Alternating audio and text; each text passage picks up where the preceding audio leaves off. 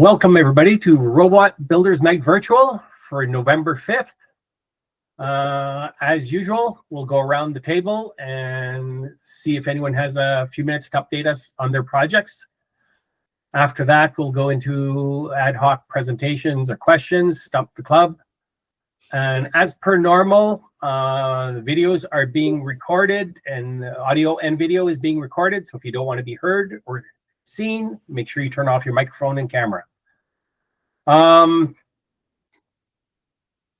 We also have coming up in November on the 23rd in the Dallas area, they're going to be having a Robo Columbus Plus event at a secret location to be disclosed. I believe if you contact the secretary or the president at DPRG, they will let you know where the location is. We don't want to be broadcasting that for everybody over the net to attend. And in Canada, we will also be doing the same day, having a location in Ontario, Canada. And hopefully we'll have a couple of robots ready to go.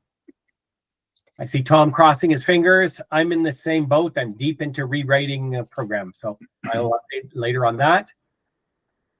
And from there, I guess we can turn around and we will go ahead with Scott has a little presentation for us. Yeah, so I've been, like you said, the contest is actually in a couple of weeks. So it's coming up pretty fast. So not this weekend, but the previous weekend, I was doing some testing on my robot. Let me see if I can. And I just wanted to share the video. I started working on, can you see that? Mm-hmm. So I've been working on my obstacle avoidance. So I have some obstacles out here. Okay. So here's the video.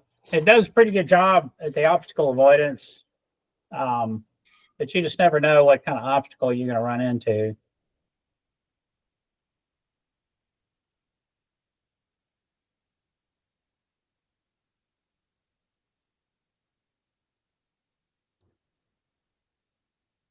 Although I'm currently working on a different remote control for it. So the one I have now is just Bluetooth, and the range on it is kind of iffy. So I don't know if anybody's played with the PPM output on a RC model or RC receiver. So I've got that code working. So I'm waiting on some parts now, and so hopefully that'll be an improvement. I'll have longer range. I won't have to carry it across the yard or walk out there with my radio. And this is still just doing the blob recognition with a Pixie cam. But I'm using, I believe, is an idea Ray came up with, where I actually train it on several different shades. So I train the camera not just for one color, but with it in the sun and with it in the shade and in the back shadow. And that seems to help quite a bit with the variations. You know, like here, you'll see the cone is in the shade, and it'll pick it right up because that's a different, you know, trained blob. So, and of course, this is just a much smaller course than what we'll have in the contest. But, you know, just locating the cone and being able to touch it seems to be majority of the battle. So that's what I'm bringing. Looks pretty good.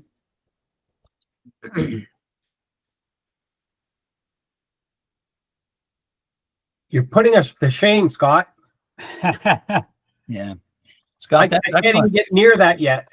Scott, what is on the short tower at the back of your robot?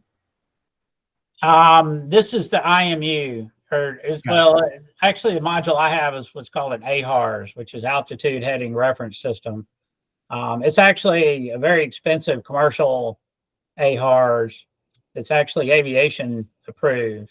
So, and it does a really good job. You have to tune it because it's just on a pipe and there's no fixed spot and it seems to move. So I have to make sure that it's aligned properly. But after that, it seems to do very well. It doesn't drift. And you can see that some of the obstacles are metal here, which on some IMUs can, you know, throw it off. It seems to be very stable in those situations. So That's working very, very well. So what are you using for obstacle avoidance? Is it one of the arrayed sensors from? it's a the Benawake mini. No, what was the name of it? They're actually little modules, and they're time of flight, but they have optics on them, so the time of flight beam is only 3-degree spread. So you don't get this huge, you know, detection range where you're picking up everything that's not important. So that's one of the things I like about it. I've actually got them on servos. So I've got one in the center that's fixed, and then the two on the sides I can rotate in or out, and then I can rotate the whole assembly up and down. I think I showed that about a month ago. I was working on that assembly that's this assembly on the very top here. I wonder if I can find a.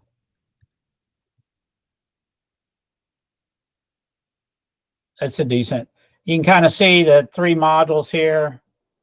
I don't know how well y'all pick that up, but and actually what I also did, because I found that when you're lined up on the cone and you're using the camera to steer to the cone, a lot of times as the cone basically fills the entire screen, you don't get a good center, right? So what I started doing is once I get, I think it's about 36 inches within the cone, then I actually steer off of my time of flight sensors. And that seemed to help quite a bit, like especially at close range. Because in years past, I would get really close to the cone and then I'd start turning, thinking, because again, since it's filling the screen, and maybe it was my algorithm, it just couldn't detect the center or an offset to which way should I steer. So like I said, I can take the 2 outside sensors and I can rotate them. So I make them parallel. So all 3 sensors are parallel with one another. And then I just steer it to the cone based on the sensors. Your lens on your Pixie Cam, is it you know, can you exchange or put another lens in it if you want? Well, it's one of the Pixie Cam 2.3s. So yeah, it's got the what is it, the 8mm, whatever the lenses are, you can unscrew. Okay. Oh, the 12mm. Yeah. Yeah, is that what it is? Yeah. But no, it's just a standard. As a matter of fact, I blew up the Pixie Cam I had and had to buy another one. I had because it's mounted. The Pixie Cam is actually mounted in the face right here. And it's mounted from screws from the front, and the screws were too long. When I ran them in there, it shorted the camera out. I let the smoke out of it. And unfortunately it blew up the UART it was talking to, and it blew up a bunch of stuff. But you know, this is what we go through for robots. So That's very impressive, Scott. well, thank you. It's, well, you know, you're talking about, you know, redoing the code, and this close to a contest, it's always a bad idea. And you know, so this year I've been able to just kind of tweak on things and not had to make any major changes other than blowing my camera up. So hopefully it'll be much more stable this year. Last couple of years, I've had a lot of real instability issues. And so hopefully this year, I'm just looking for a perfect score and another mug. You can't have enough coffee mugs. We I don't even drink have coffee. way different ideas of a score. I'm looking for a point. 8 points. One single point. If I can make it 10 feet from a cone, I'll be thrilled. Well, you got to have goals. You got to have achievable goals. So,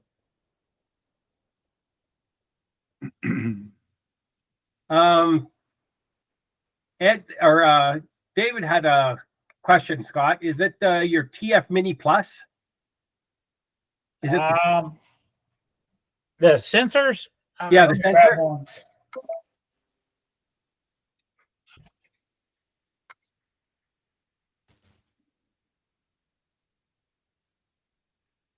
Yeah, they're these Okay. TF Mini Plus. They're super small too, which is kind of nice.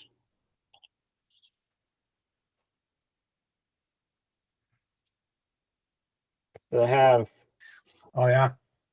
Okay. And you have all three of them mounted on a servo or on servos? The two outside ones are mounted on servos. Let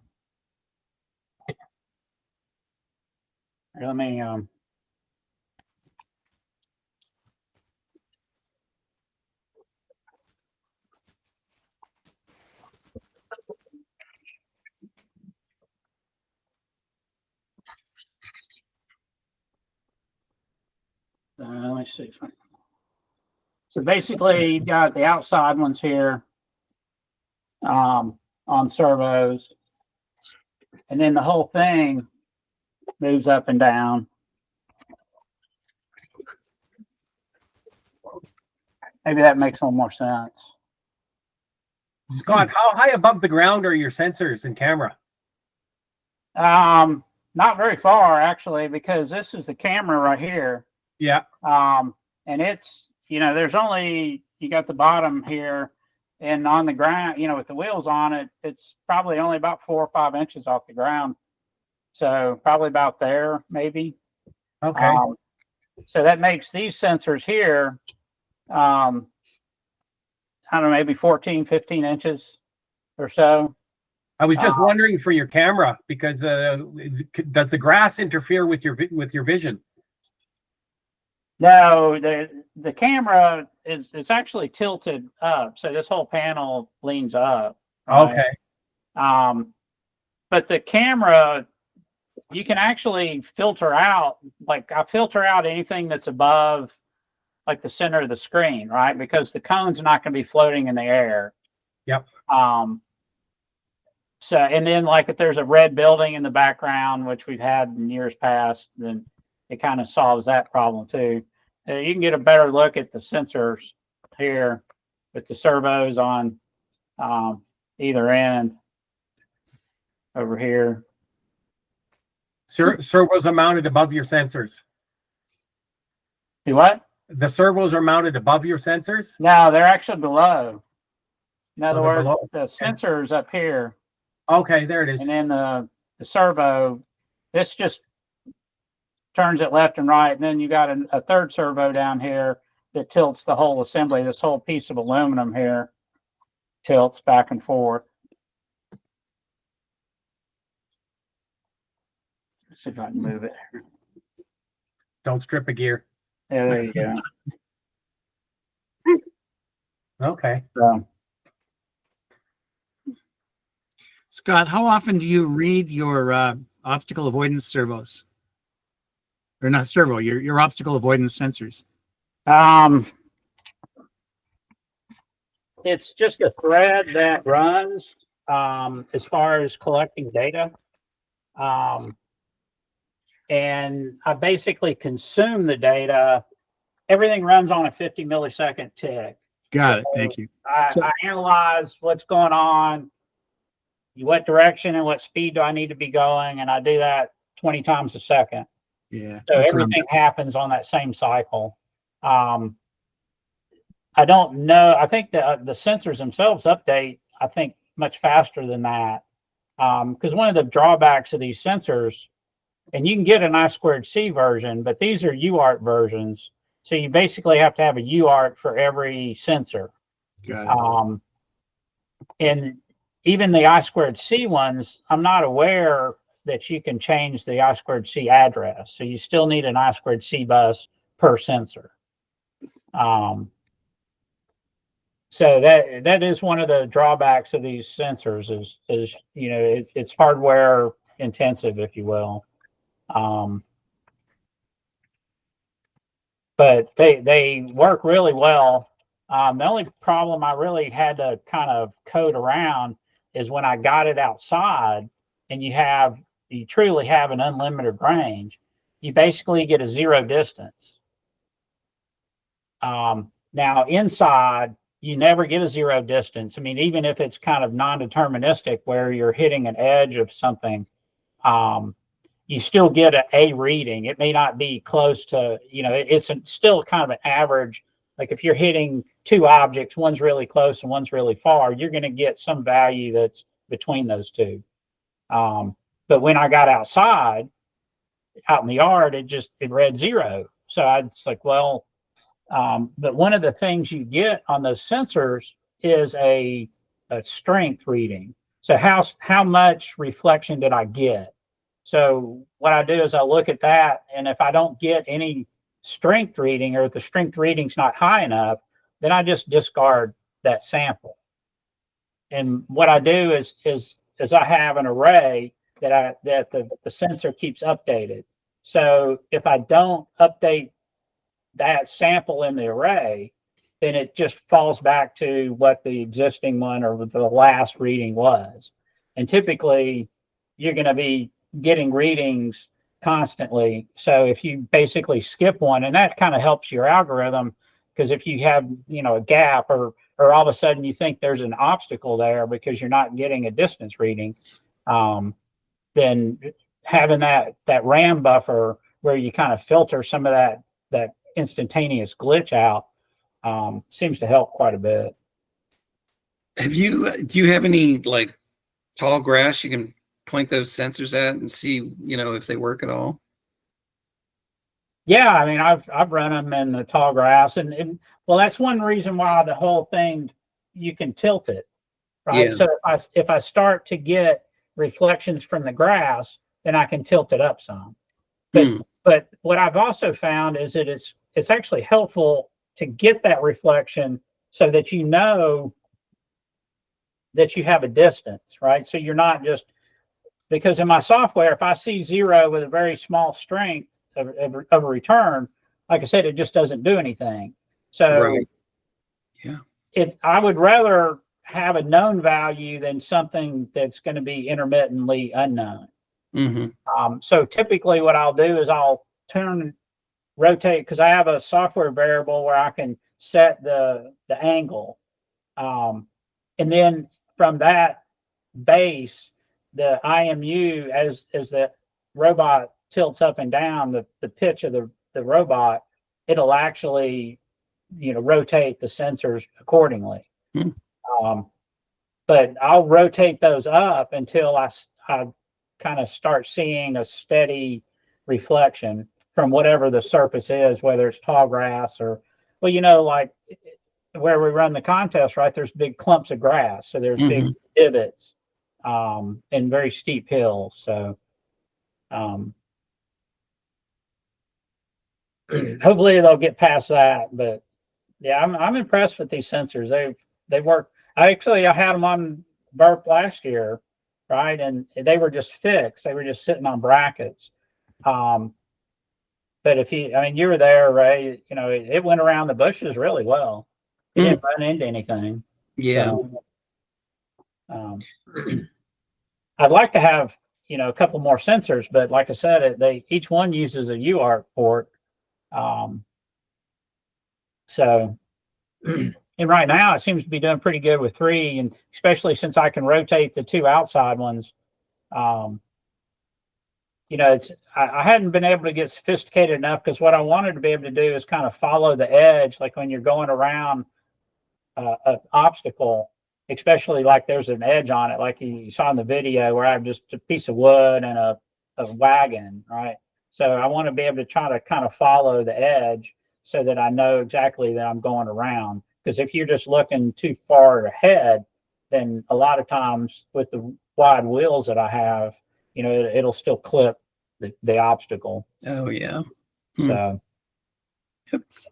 What microprocessor are you using to have the multiple UARTs? well, I have a Raspberry Pi 4 on there, but I have an interface board that I designed that actually has an FTDI chip, which is USB to 4 serial ports. And then one of those serial ports talks to a microcontroller. And then from the microcontroller, there's a CAN bus that talks to both drives. So there's a CAN bus, and then there's a serial bus communications link between the CAN bus and the Raspberry Pi, if that makes sense to you. So I thought I showed the interface board. So the FTDI chip, does it show up as 4 serial ports in the Raspberry Pi? Yep. Okay. So you got the Raspberry Pi back here. And then this is my interface board. And then this chip over here, that's the FTDI chip that has the 4 serial ports. And then 2 of them come out over here. One of them goes to the camera and one of them goes to my IMU. And then I've got serial ports off of the micro here that I'm using to talk to the time of flights. Those are these connectors right over here. That's what those are. And then I also have a telemetry link because I have a telemetry radio off of this antenna right here. So and then, like I said, you got the 2. I've got this is one of the drive boards. That's what I'm working on now. And then they talk to the main system over CAN. So does that answer your question? Maybe too much information? No, that's excellent. I'm just writing some notes to paste in the chat. That's very good. Thank you.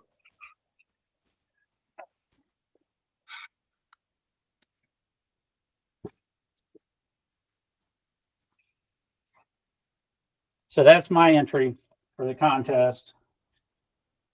Hopefully I don't blow anything up between now and then. Yeah. I can guarantee you it's not going to perform like it did in the video on game day.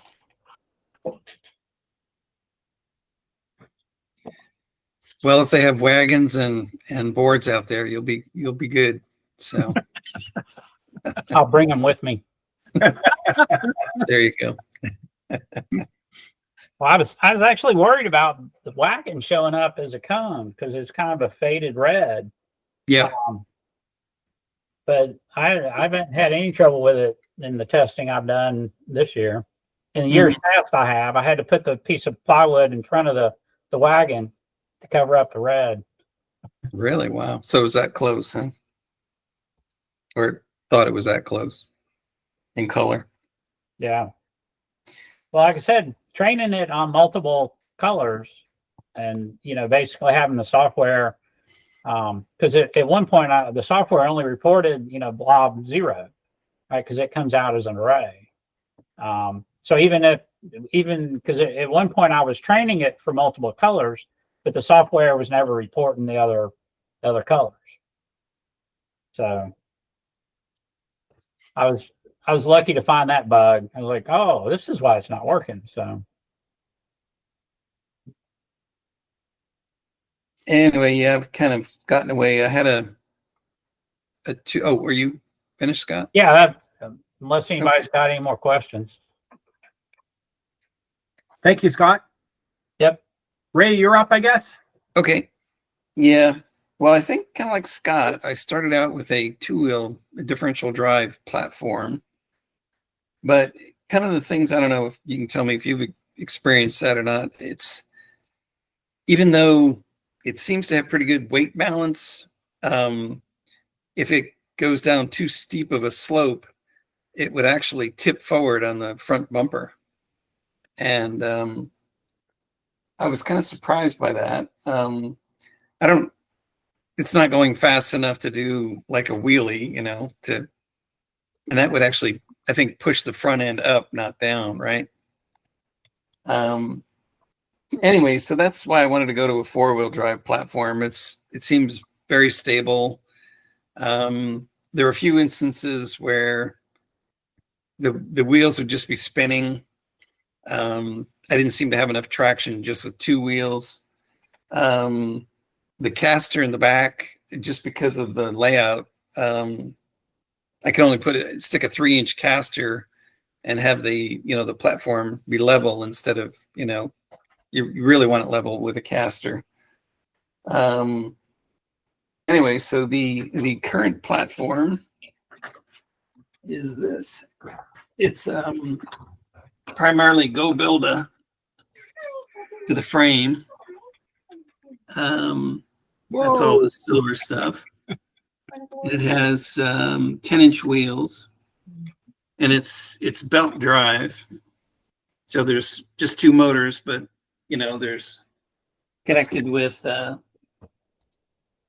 it's not a GT2, it's a heavier belt system from Go Builda. One of the things that it's kind of baffling, I thought I had like a bad bearing. It's like every time the wheel went around, I'd hear this little tick. And I thought, these are all new bearings, new motors, what's the deal with that? So I didn't realize it, but the cogs that go on the motor shaft and just a passive shaft have 2 set screws in them. And I didn't tighten down the set screws enough, and one of the set screws worked its way out of the hole from constant rotation, and it was actually interfering with the teeth on the belt, and it would actually push the belt out a little bit, and it would catch on the frame as it went by, because there's not that much clearance for the belt, because I have the biggest cog wheels you could fit in the frame. Right. Yeah. Here. Come on. You want to go outside? Oh, I think he's talking to a dog. Anyway,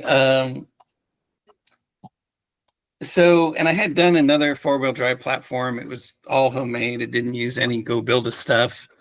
But it was, I think, too heavy. That one also had 2 motors. I machined all the brackets for it. I think some of you may have seen it before.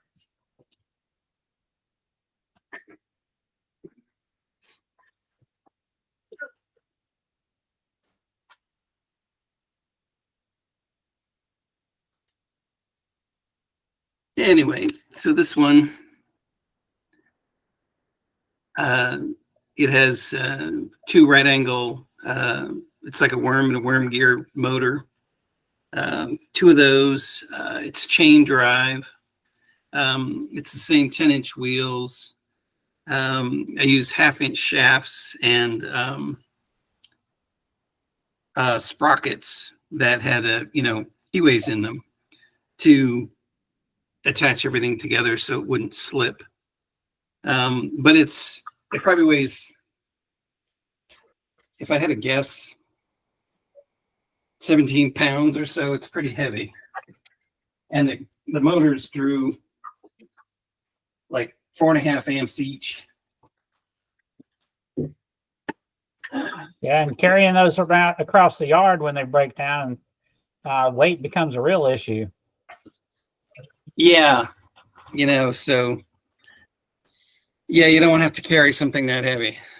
Well, like I said, I'm converting mine to an RC interface from a Bluetooth, so I didn't have to get up and walk over close enough to it so that the Bluetooth connected. Anyway, So I think there's definite advantages there with four-wheel drive, or a skid steer kind of platform. I don't anticipate going down a slope so steep that it actually tips up on its front bumper. I actually redid the bumper on this one. I made it so that either side could be pushed in independent. Let's see here. So it's like either this side or this side, and even if you get close to the middle, it'll still trigger the side that it's closer to. And that should be a vast improvement over the previous bumper that I had. Worked okay, but every side, like I said, every time the robot tipped forward, it would trip the bumper, and then it goes through a routine where it depends on if the right side was pushed, it tries to rotate away from it, backs up, and then tries to basically sidestep, depending on which side it hit, left or right, to try to get away from whatever obstacle there was. So, and I also used it to detect, when I bumped into the cone. So it's kind of multi-purpose.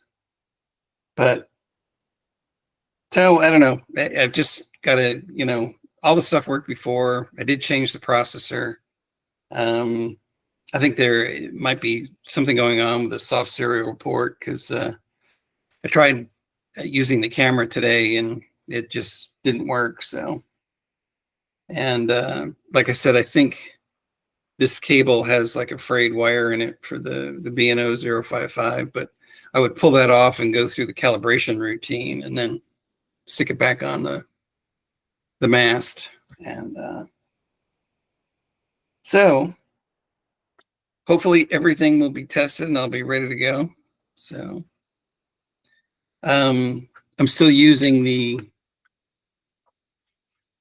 little display, which still is pretty handy. I can see pretty much what's going on, what function it's in, whether the targets, target counts or target angle looks good.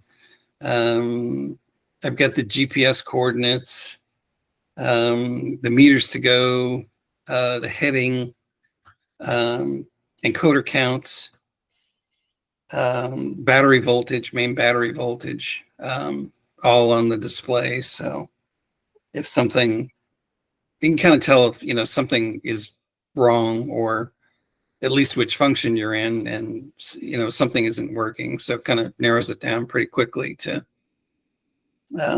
just help debug stuff or make sure everything's working right. So anyway, that's all I got. But I definitely, I don't know, Scott, why did you go from a differential drive to, four-wheel drive? Is it same sort of thing? You had just better performance with four-wheel drive, or? Yeah, better stability, that and I started out with really skinny, like bicycle wheels, right? Kind of like what yours are, but they were probably 14-inch or so.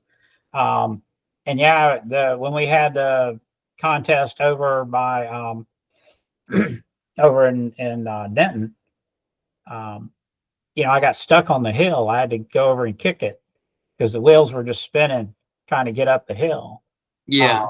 And that's when I went to the wider wheels. And then when I had the differential drive, everybody said, well, it looks like a tractor going backwards. And it was like, okay, I can't take that anymore. So that's when I went to four-wheel drive. Actually, when it rolled down, because remember a couple of years ago, I was going down the hill there at the contest and it tumbled down the hill because right, yeah. I think you're right. It just a straight differential drive like that is kind of inherently unstable, right? Because plus I had all the weight above the wheels too, right?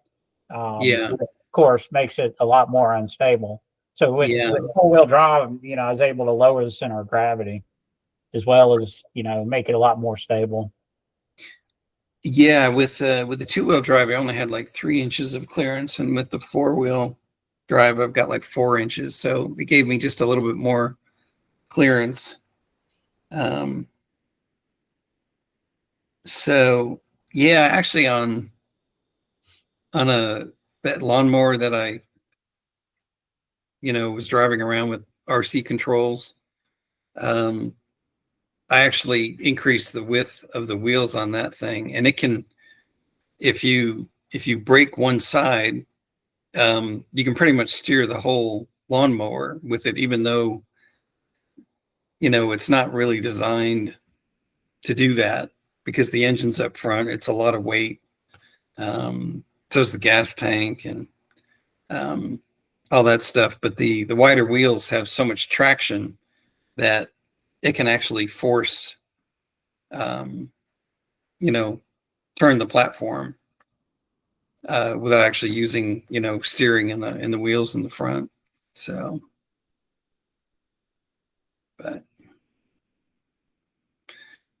so we'll have to see if skinny wheels are acceptable, if they work okay. Probably depends on whether it rains there or not. If it rains, it's like, oh, everything's going to be slick. And Yeah.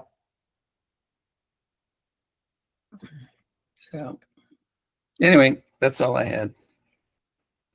Well, thanks, Ray. It's a good update.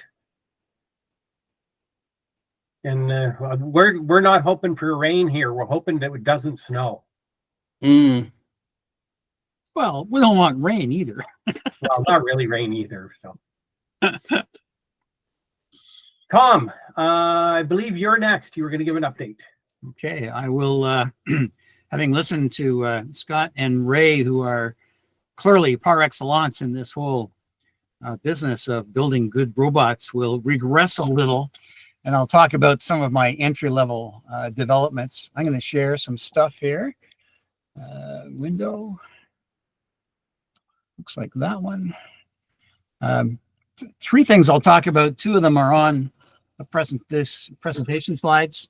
The first is moving into the area of non-contact sensors. I don't have any cameras and I don't have any expensive sensors. All I've got is a selection of old school sensors, which I've been meaning to experiment with on a robot and finally got around to. The picture in the upper left shows the 3 sensors mounted on a panel, which in turn sits on a radio controlled servo. The panel is structured because I originally put it on the robot I was going to use in the 6 can contest and realized that my sensors had to see over top of the can. So it kind of sits up pretty high, higher than it needs to in this application. The top sensor is a traditional ultrasonic sensor. Just below it is a sharp IR distance sensor. And down closer to the bottom of the panel, I don't know if you can see the mouse moving around, but down closer to the bottom, there is a VL53, a laser single point sensor. This thing is not on a servo, and the intent being that I can rotate the servo in order to get a broader field of view and perhaps do some interpolating of the data that I'm getting from the sensors, given that these sensors all have a relatively wide field of view. The paper protractor was taped on there simply to facilitate the testing I did. Now, the first thing I did was attempt to calibrate the sensors. The bottom left-hand graph shows the output from all 3 sensors after they have been so-called factory calibrated, either the way they came, or in the case of the sharp sensor, which is an analog input, you have to build a fairly significant non-linear calibration curve, which I did according to the datasheet. That datasheet turned out to be not very good, because that's the result you get. The yellow line was significantly below the red and the blue lines. The yellow line is the sharp sensor. So I modified the curve in order to bring it back up to the neighborhood of the other 2, which I think is about 30 centimeters away from the sensors. I did these tests at several different ranges. I did the tests on a standard white sheet of paper, and also on an old chunk of wood, and also on an orange cone, just to get a feeling for what happens. The sensors behave almost identically between the wood and the white sheet, curiously enough, but they perform a little bit differently from the orange cone in those tests. I didn't worry about that. What I did find interesting was the noise level that was apparent on 2 out of 3 of the sensors. The ultrasonic sensor shows almost no noise. You'll see that's pretty much a straight line, the blue line. The red one and the yellow one appear to have a bit of noise. It's not a lot, but I thought I would see what I could do with it. The 2 graphs on the right-hand side are my experiments with different filters on the Sharp sensor, the Sharp IR sensor, which appeared to have a little more noise than the LiDAR, the IR-based or the laser-based sensor.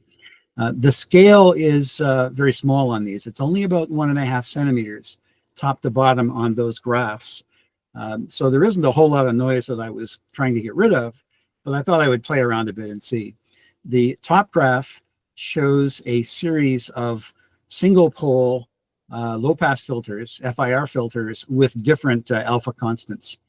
That didn't make a whole lot of difference at all. The only thing that the low-pass filter, the first order low-pass filter, has going for it is it doesn't really introduce any lag.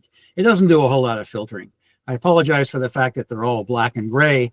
I tend to do that because I don't keep a color printer around here. So when I want a hard copy, I normally convert them to gray scales.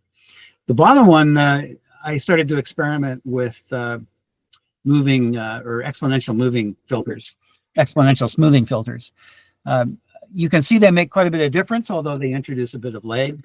After looking at these results, I didn't want to go any further. I didn't want to spend a whole lot of time messing around with filters and filter theory. So I left the filters on those 2 sensors as exponential smoothing filters with an alpha of 0.2. That seemed to be a nice compromise. It gets rid of most of the noise, and I was pretty happy with it. The alpha of 0.2 on this curve is the black line. The dashed ones are no filter. Yellow is the next level up. Then there's the black ones, and then there was an exponential filter of 0.05, which makes the thing really smooth, but it lags a lot, so I didn't use that. So I went with the exponential smoothing filter on those 2 sensors. It gets rid of most of the noise, and that was good enough. I wanted to get on to the next stage of testing, which was to see what I could do in terms of establishing object detection from the point of view of being able to avoid them, and from the point of view of maybe even finding a cone. So I set up a test environment in the basement. If you take a look at the left-hand picture, the smaller picture, that's an overhead view of my robot with the assembly sitting on the front and an orange cone sitting in front of it. It's a small orange cone. It's about 71 centimeters out in front of the sensors. The cone's not very big. It's only 12 inches high. 12-inch cones are cheap, so I bought several to play with. I know the official cone is probably more like 2 feet in size. I think Pat has some. The picture on the right is a picture taken more or less from the point of view of the robot, taken from kind of behind where the sensor column is. That just kind of gives you a feeling for what's out in front of it. The Sharp sensor and the laser sensor don't have very much range. Neither of them can see the far end of this room, which is about 3 meters away from the sensors. What's interesting, though, is what's on the sides in addition to the cone. And I'll come back to what's on the sides in a minute. So I set up my test environment, which moves the sensor array from 45 degrees to the left of straight ahead, 5 degrees at a time across to center, and then keeps going over to the other side. So from minus 45 through to the center at 90 and over to minus 45, or if you like 0 to 90. That gave me, I thought, a reasonably good range. I experimented with other values to see what would happen, but I didn't see any value in going more than that for purposes of this test or anything else. The servo sits at each of the angles for a second and collects some data and then proceeds to the next point. When I had a whole bunch of data available, then I placed it into a spreadsheet and ran it through a pivot table in order to get a feeling for what it was I was seeing. On this graph, the bottom sawtooth represents the angle of the servo, and the angle degrees are on the right-hand vertical axis is where they're identified.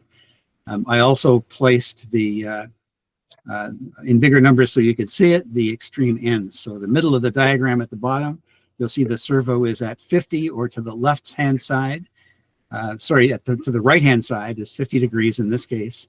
And at 130 degrees is the left-hand side, 90 would be straight ahead. I showed 2 cycles. Basically, the servo starts on one side and then moves all the way across to the other side and then moves back. And that's what I've shown on this particular graph. So there's 2 sets of observations. Part of what I was interested in at the time was whether the behavior of what I was seeing was any different depending upon whether I was moving left to right or right to left. But it turns out that apart from some software issues, that's not a problem. The pattern in the middle, let's see if you can see the mouse cursor moving. Yep. The red line, that red horizontal line, is the signal from the ultrasonic sensor as it moves from one side over to the other side past the cone. It's seeing the cone. The cone is about 71 or 72 centimeters out from the sensors, and that thing is pretty much dead nuts on. It's a wide field of view, but it clearly knows exactly how far away the cone is. The black crosses down here represent the laser sensor, the VL53. They're not quite right. They tend to come up a little bit short, and that's a known calibration issue, which I decided not to fix because it doesn't exist for other objects that you're looking at. It exists for the cone, the characteristics, I guess, of how the light reflects from the cone. But it's there and you can get a feeling for it, and I suppose you could even interpolate the data a bit to figure out perhaps where the middle is. The sharp infrared sensor is these 3 blue-looking triangles right about there. The sharp sensor does not do a good job of detecting this orange cone at all, unfortunately. But overall, my impression is that using these sensors in scanning seems like a really worthwhile idea. I can do a bit of processing on the data set that's collected, and I can use it to make a reasonable estimate as to where the center of the object might be, because it is based in the center of the data that's collected during the scanning. So I'm pretty happy with the way this works, and I will proceed with that in terms of what I will do to do object detection. Now, what got interesting was some of these other things, because I was trying to figure out what all the other clusters are. There's a whole bunch up here on the left and a whole bunch here on the right, thinking in terms of the left-hand side of the diagram, one half scan, a bunch of stuff up there sitting at almost 2 meters, and a bunch of stuff down here sitting at about 160 centimeters, 1.6 meters.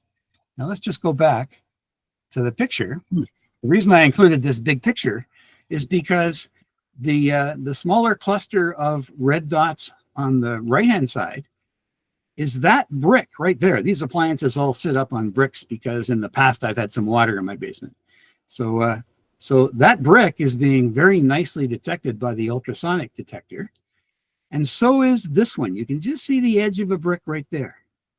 Okay. The other stuff is too far away to detect. The timeout on the pulse counter that's used with the ultrasonic detector is actually set out at about 2.7 meters, but it's not getting much useful out at the limits. And in fact, this cabinet over here is about 3 meters away. So it's really not picking up much of anything out here. So I didn't put that data in the graph. Let's see if I go the right way here. But it's nicely picking up this. This is out around 2 meters, and it's picking up this out at around 1.7 meters. So I was really pleased with that. The angles are on, the angles are quite accurate, and the distances are quite accurate. So the ultrasonic sensor works very well. The laser-based sensor looks like a very good backup, a little bit harder to interpolate, but the field of view is not as wide. Of course, the range is nowhere near as far as the ultrasonic sensor is. So overall, I'm pretty happy. Now, the observant person may have noticed that the data in my diagram is a little off center. Everything is shifted a bit to the right from my perspective on this graph. And at first I worried about that because I thought, my God, I've got a mechanical problem with my mounting and my arrangements. It turns out what I've got is an off by one error in my data collection code. I didn't bother to fix it. So the position of the servos are off by one relative to where the servo was when the data was actually collected. I didn't bother to redo the graphs when I took a look at what was wrong. The servos are moved once per second, but there's no reason why I can't move them more often than that.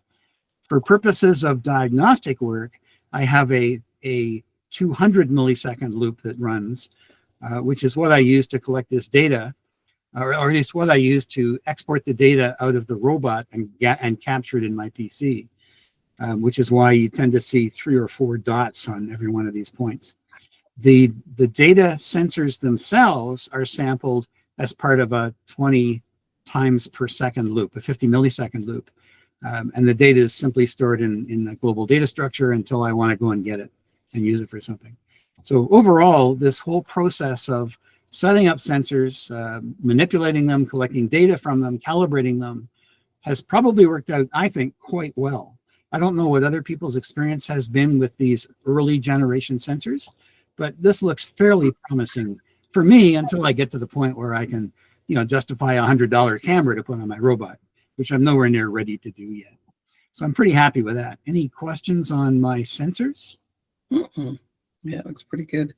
Kind of what I found is a lot of them, the horn, like if you set the servo at 90 degrees and you put the horn on it, it's not facing straight ahead. It's like a little off to one side or the other. And Yep.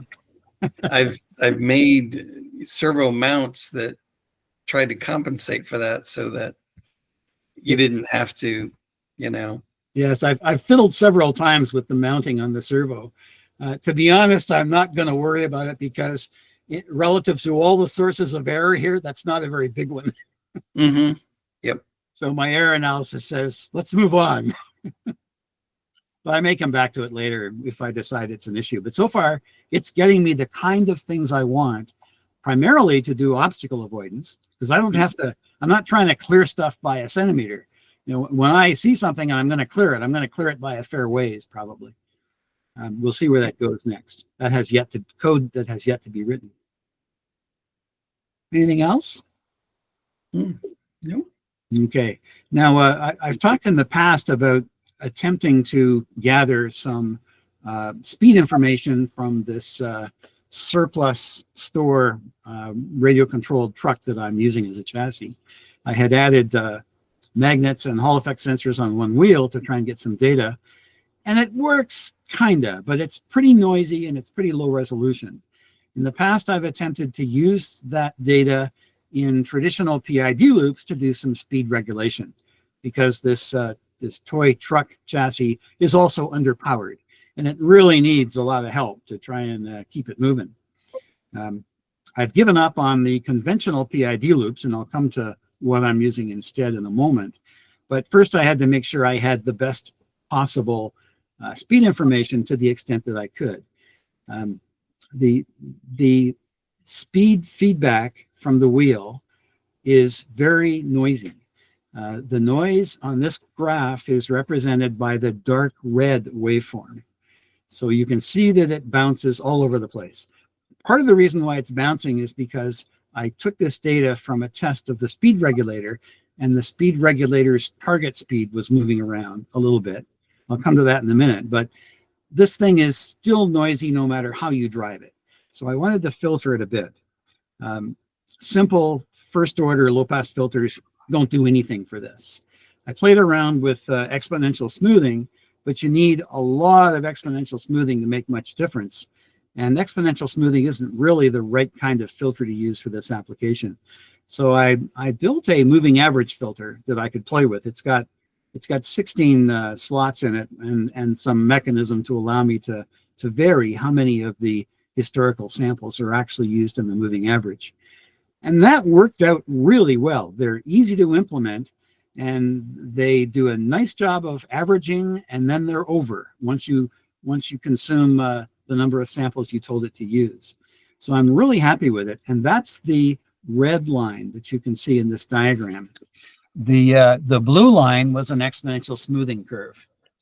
The exponential smoothing curve, I think I wrote down, it had an alpha of 0.5, which is that's a fairly strong exponential smoothing filter. It still didn't smooth nearly as well as the moving average. And in this example, the moving average has 6 taps in it. I played around all the way from 15 samples in the moving average all the way down to 2. The nature of the sources of the noise in my wheel encoder, which is homemade, are such that 2 is not a good choice. Somewhere in the 4 to 6 range seems to be good. And the amount of lag that occurs as you go to much higher numbers isn't there as well. So for purposes of providing speed feedback into a closed loop regulator, this is what I used as a moving average filter. That is the red lines in this diagram. So what I wanted to do is build a simpler PID loop. In fact, let's move on here. I've mentioned in the title, this is only a proportional integral regulator. There's no attempt to do any differentiation, any differential control. The last thing this thing needs is the introduction of something else that'll produce more noise. So there's no differential. There is proportional and integral. The proportional is a little different. It's most proportional components in PID regulators are linear. They basically are a multiplier on the error in order to produce a signal to drive the motor. In this one, what I've done is I've used the target value and I've run it through a nonlinear lookup table, which maps the target speed into the way the motor will perform. And that's this little diagram I stuck down in the middle. This is basically the motor response curve. Along the horizontal axis is the amount of power. This is represented by the pulse width modulation ratio. And vertically, this is the speed that the motor would run at as a result of that amount of power given to it. Now, these curves are taken under no load. The robot's sitting up on my workbench on a stand. So all that's happening is the motor and the gearbox and the wheels are turning, and there's no load on it. So I didn't actually use these curves because when you put them down on the ground and run them around, these curves tend to level out a little bit. So I leveled out a little bit the curve I used when I created the lookup table. So there's a nonlinear lookup table that produces a reference that's already a little more inclined to make the motor run faster. And then the error number is used to drive the integrator, and the integrator will tend to push up the speed if it's too slow, or slow it down if it's too fast, although normally it's not too fast. On this curve, the red line is the speed feedback. I already showed you that in the previous slide. The black line is the speed target. These are all in RPM on the left-hand axis. So this is the black line is the speed target. It's really shaky because for purposes of my testing, I'm using, you can see it, I'm just using this radio control transmitter with its throttle trigger, which is very, very hard to hold still. So even though I watch the input and I'm trying to maintain it kind of steady, it's not kind of steady, it's noisy. That's not necessarily a bad thing for a test, because under normal circumstances, if this thing gets disturbed, you want to make sure that disturbances aren't going to upset it anyway. So I'm not terribly worried that I didn't build a fancy mechanism to produce nice, smooth inputs. This still got me the kind of feedback I'm looking for.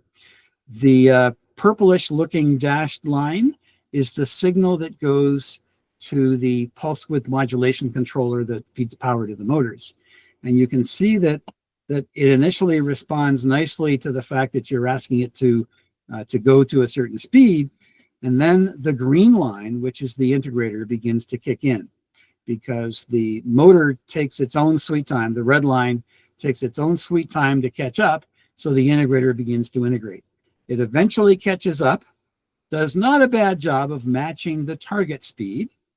And the integrator says, okay, that's good enough. I don't have to integrate very much. I then kick it a little bit more, give it a little bit more of a speed input. Speed falls behind. The integrator goes up some more. Now we're going too fast. Now we'll slow down a bit, and so forth. A few other facts related to the test environment. I'm running this again as a no load test on my workbench, and I'm running it from a bench power supply. I've designed the system for a 12-volt system, which would run this motor and gearbox at about 450 RPM. But the bench power supply is only about 8 volts, not 12 volts. So the motor's not going to go that fast. So even though the regulator thinks it can push everything that fast, it's not going to be able to. So the speed will tend to taper off. I think this is about, what are we at here? That's about 250 RPM there. There's actually a lot more to this test, but I didn't bother to include that data in this curve because it doesn't add that much more value to it. But this demonstrated to me that finally I could produce a stable regulator that actually has some benefit to encouraging the wheels to go at the speed I told them to go at. Now, admittedly, this is a no-load test. I've since had it outside on the ground to see how it performs in a little bit more of a real world, and it is still beneficial. We'll come to the outside test again in a minute. So overall, this turns out to have been not a bad exercise in attempting to cobble together my own PI speed regulator, because I was able to make it stable and I was able to get some benefit out of it. The other ones that I attempted to use, things like the simple PID loop for MicroPython, which is modeled after the classic Arduino PID function, PID library that is very popular for Arduino robots. I was never able to get it stable. I think it really, really wants really good feedback and really fast responding feedback. I can't provide it with that, so the regulator would never go stable.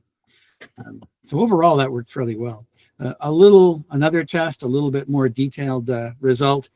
You can see I provide a speed reference here. I hold it steady, and then I just pulled the trigger all the way back. As I mentioned before, this is designed to provide a maximum of 450 RPM. And you can see that the feedback does its best on the bench power supply. That's as fast as it'll go on the bench power supply.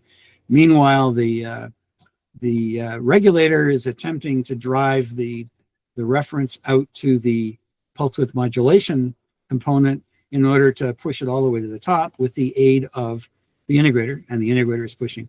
Now, the integrator is band limited. It will not attempt to integrate beyond the equivalent of 450 RPM. The integrator will also zero itself. It'll reset when you remove the speed reference, because you have to have those kinds of things in an integrator.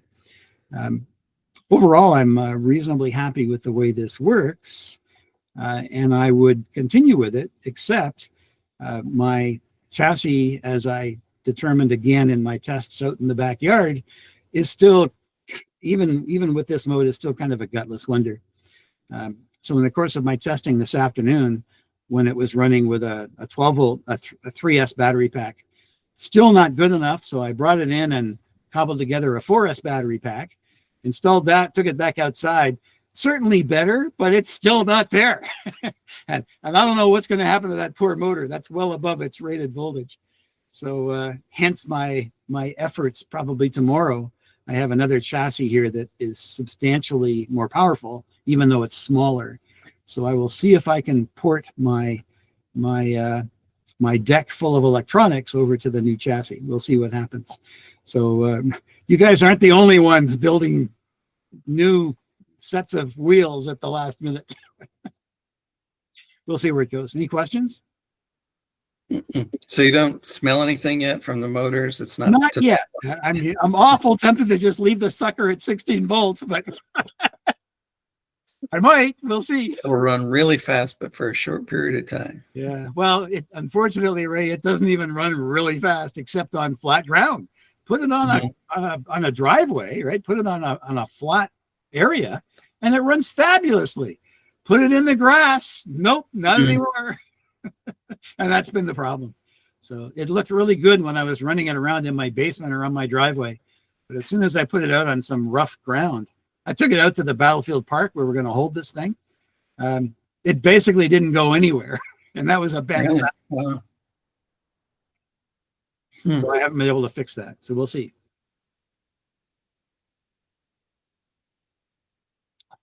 Okay, we'll close this window. Yeah, John kind of gave an RC platform. Will it work? It's on Steve's property test, back up the hill. And I think it actually did it, didn't it? Yeah. Well, it's a learning experience, and I'm enjoying the process, right? The journey is a lot of what I get out of this. And eventually I might even get a running autonomous robot. We'll see. Yeah, Ray is right that it can be interesting, but the key thing I would say is more voltage, more power. Because when I did try going up the hill, one year was 6 volts, the next year was 12 volts, roughly. So it made a difference, and it was 2-wheel versus 4-wheel drive. So yeah, that can make a difference too. So yeah, It's kind of a gutless wonder. The chassis I'm going to switch to, if I can, has a substantially bigger motor. It has a lower gear ratio. It's 4-wheel drive instead of 2-wheel drive, and the wheels are smaller. So all those things add up to more torque. Mm-hmm. We'll see. And it runs a little slower, and that's not a bad thing. So, Well, thanks, Tom. That's interesting. I'm in the same boat as you. So anyone else have any more questions for Tom, or? Okay, then I guess it's my turn. So I've been working on testing my robot, working on some programming. I was running into a problem with, I was using a Mosquito Broker, MQTT, for my background messaging. And it would start off strong, working really well, and then it would just start to lag. And it progressively would get worse and worse and worse till I'm about 15 or 20 seconds out on my data coming in, which is, at that point, it's just absolutely useless. So I started converting everything over into one big Python program, putting everything together into one. And that way I don't have to deal with any message lag between any of the processes, which would work. That's a lot of work to change a bunch of stuff over. So yesterday I stumbled across a different communication background. I don't know if you guys heard of it, a Redis server. It's basically runs in memory.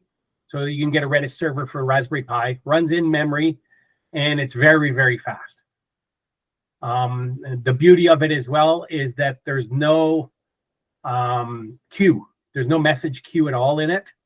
So basically you dump data into memory and then you just go read that data out of memory. So all your different Python scripts can read from the Redis server and share data. So that's what I'm in the process of doing right now. I'm just creating a read and a write routine to write to the different variables that I have to write, and trying to keep it in a very similar format to what I'm using in the rest of my program, so that it makes the communication changeover relatively simple. So that's what I am working on now. I'm also fighting between work commitments. I usually don't have too many work commitments, but I have a commitment. I'm leaving Thursday for up north. I've got an emergency call to the North Pole. And I'm heading about 4 hours straight north of here to basically do a little bit of work this weekend. So my robot is going to suffer I'm not back till Tuesday night. So I am scrambling. I will be working on messaging stuff in the background as I go. I'm leaving my robot at home. I do have access to it through my laptop at home, so I can work on the fly and still connect to my robot and do some testing. I just won't have the wheels move or do anything like that while it's going. So that's where I am. So I am scrambling. I don't want to give up on everything, all my routines I've got written already. It's taken away time from my other routines I should be working on as well. I've got a camera routine to finish, and I may be relying on GPS to get me close enough to a cone, like a hope and a wish. Just Pat, since you're writing in Python, right? I'm writing in Python. Yeah. So for what it's worth, I have found the async IO capability on the routines I'm using on MicroPython to be really easy to use and really effective for cooperative multitasking. I'm using it right now to run different update rate speed loops, and it works well. Now my message passing is one big structured global area, but there's also a queuing package that works well with async IO that you might want to look into if you wanted to use queuing. No, I do not want to use queuing, and that's the problem. I'm trying to get Mosquito word to not queue, and no matter what I put in there, it's still queuing. So it's driving me nuts. Yeah. So I'm using QoS 0, quality service 0, and it should provide no queuing with QoS 0, and I'm still getting a queue. Yep. Well, I found async IO was a lot easier than attempting to manage multiple rate timing loops all within one program. Does async IO, you're using async IO to control your processes? Yeah. That's what I'm trying to avoid, is to write everything into a process, like into one program to control all my processes. So I'd rather leave it. Right now I have about 10 Python scripts that I run. So everything gets launched from a bash script, and then I run 10 separate Python scripts that communicate across the background. Okay, I see. Yep. So each script is doing its own thing. All the processing power is shared across the CPUs, as opposed to if it's one Python script, it tends to try to use everything under one CPU. So, or you can go to threading as well. And I do some threading for my communications.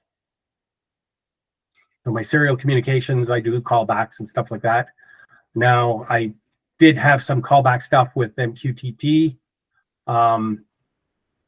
But I am, like I say, I'm in the process of trying to change this over.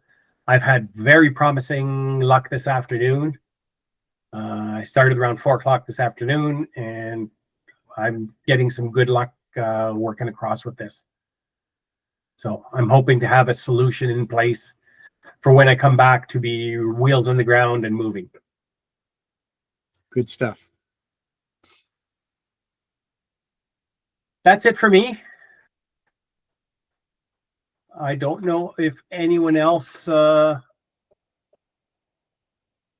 has something to bring up. I was going to say 4 hours north. Doesn't that put you pretty close to Russia? But he's only going there by dog sled.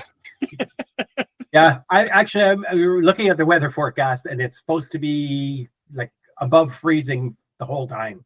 Oh. Which is, I was there back in '97, and around September 20th, summer turned off and winter turned on. I was going to say, do you have to? There was a show called Ice Road Truckers. You have to get a ride with one of those guys. You know I've got a 50-kilometer trek through a highway through the bush. It's almost a straight shot. It's a shortcut up to up here. Highway 11 is one of the highways that crosses all of Ontario. Basically, it's Highway 11 is the world's longest road. It starts off at Bay Street in Toronto, and your next turn is, I believe, Nipigon in Ontario. Incidentally, the bridge was out in Nipigon 2-3 years ago. They built a big cable stay bridge, and built by some Spanish engineers that didn't realize that 40 degrees could also go to minus 40 degrees. And the whole side of the bridge went up about 2.5 feet. It was only a couple of years old then. I remember that. Yeah, it was the first or second winter for the bridge. Yeah. And the detour is 1,700 kilometers. So whatever, 1,100 miles. Unless you have a boat. So anyways. So in wintertime, you can drive over the lake, huh? Well, it's a river there, but yeah, it's a pretty big, pretty steep drop all the way down to the water as The well. river runs in a canyon, and it's hard to get down to the bottom. So, anyways, it's work is interfering with robot life again. It's only a short trip. I leave Thursday morning. I come back Tuesday night. I might make the meeting on Tuesday. I'm not sure. Okay. So, John, if I can't do it, I may need you to step Yeah. up. I will try my best to connect like tonight. So yeah, I'll probably be there in hours. So no problem. Okay. The only real problem would be the recording aspects. We might not do that part. Well, So- yeah, if you can't, recording is easy. There's just you set the No, but the recording problem on. is the computer, the one I'm on, doesn't have that much memory. But I think it's the video part that was the culprit. 'Cause, Yeah, like, but it became, well, it's not your computer that's doing the recording. It's Google. so yeah, as I said, the video was the issue most of the time, but I tend to have too many windows open, Yeah. I'm one of the memory problems. So I cut Okay. back on that, and that helps it. So yeah, Okay, thanks, John. Kareem, do you have anything for tonight by chance? I do not. We're doom scrolling the election. I won't even ask. Don't. well, Okay. if you're tomorrow in hours or the day after, probably. Exactly. I'll catch it at breakfast tomorrow. Gary, welcome. Do you have anything you'd like to ask or show?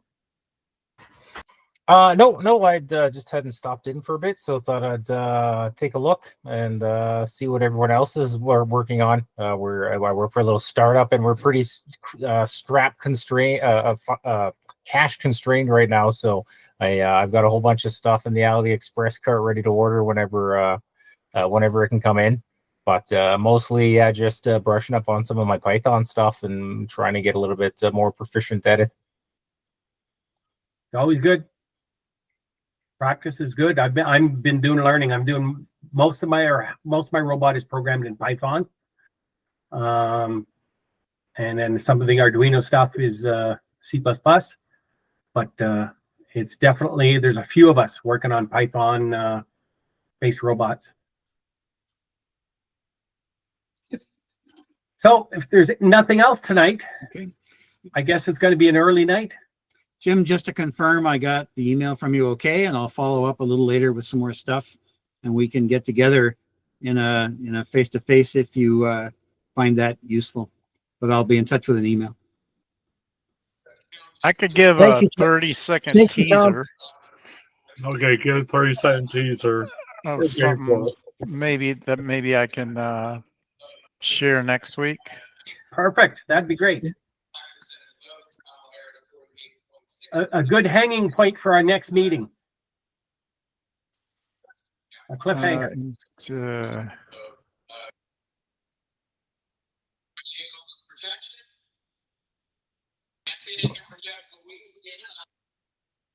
Let's see if I can get this. You see this down here?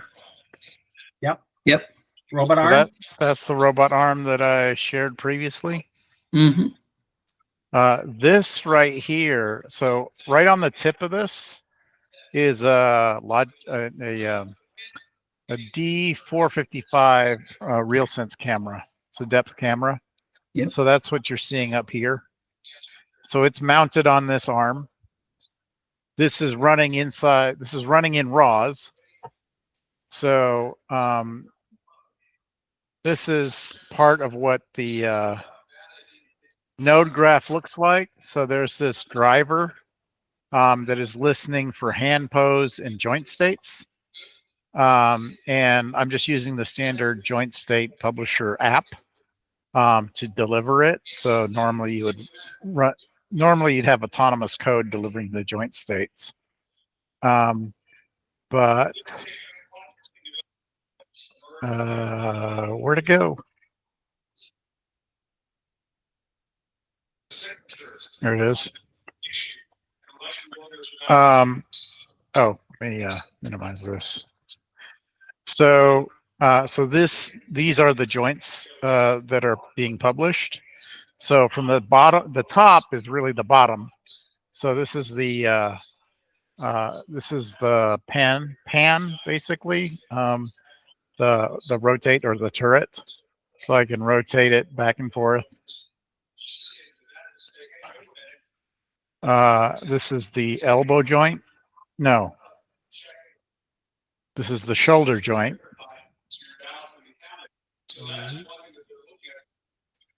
And this is the elbow joint. And then you can rotate the And camera. then I can rotate the camera up too. And then we can go. Oop. That's a table right there. Anyhow, so hopefully I can go into more detail on that next week. Cool. Thanks, Kareem. Sure. Okay, well, if nobody has anything else, I guess that's going to be it. You can go back to your televised event tonight. Depending on who you were rooting for. Yeah, hopefully everybody wins. No, it's not going to happen. Root And for you your won't know for at least a couple of days from now. Reality is, whatever side will complain about the other side, and it'll take days for accounting. So hence that's why it's almost a given. So As long as it's just whining. Yeah, exactly. That's all we want to hear. Yeah, no more January 6th, that's for sure. I'm going to shut the recording down. We can keep talking if you want. okay. Well,